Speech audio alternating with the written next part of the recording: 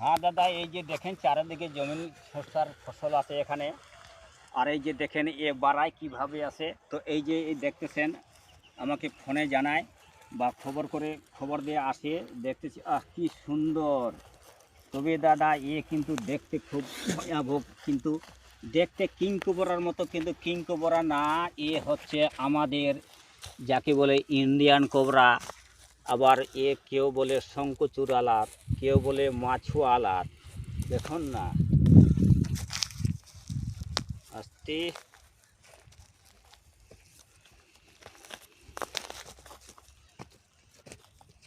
কিন্তু প্রাণী। কারণ এই যে এখন দুপুরবেলা প্রায় বেলা 1:30টা বাজে, এখন বাড়ায় কিভাবে জমির মধ্যে ঘুরতেছে, তারা দেখতে পায় আতঙ্কিত হয়ে যায়, এমনকি ভয়াবহ আসে। এই যে দেখে, হ্যাঁ সত্যিকারে এখানে সাপ দাঁড়িয়ে আছে, তাকে এখন ধরে বন্দি করব।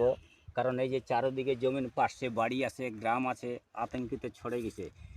কিন্তু ইঁদুর খায় বেশিরভাগ, ডিম খায়, সব কিছু খায়। ইঁদুর, ব্যাঙ সব কিছু খায়, মুরগির ঘরে থেকে ডিমও খায়।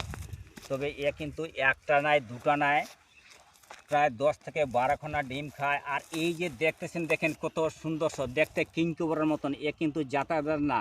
আর মাথা দেখেন, কত মাথা একবারে দেখেন। এই যে দেখেন, দেখতে একদম কিংকবরার মতো, কিন্তু কিংকবরা না। এটা হচ্ছে হচ্ছে আমাদের ইন্ডিয়ান কোবরা আর কি, যাকে বলে মাছুয়ালা।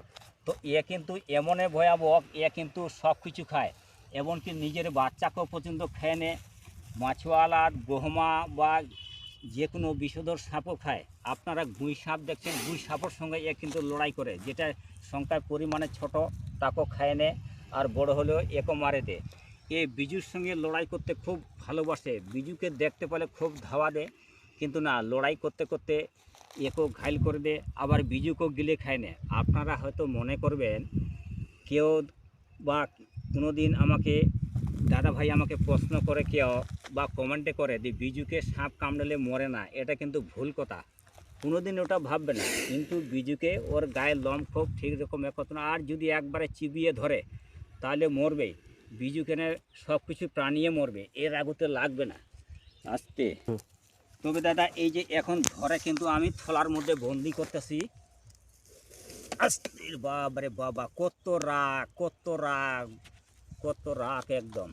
একে ধরতে খুব অসুবিধা হচ্ছে। দেখি, হাতে কভার পরে নিতে হবে, বলা যাবে না, কোনো গ্যারেন্টি নাই, সেফটি থাকতে হবে।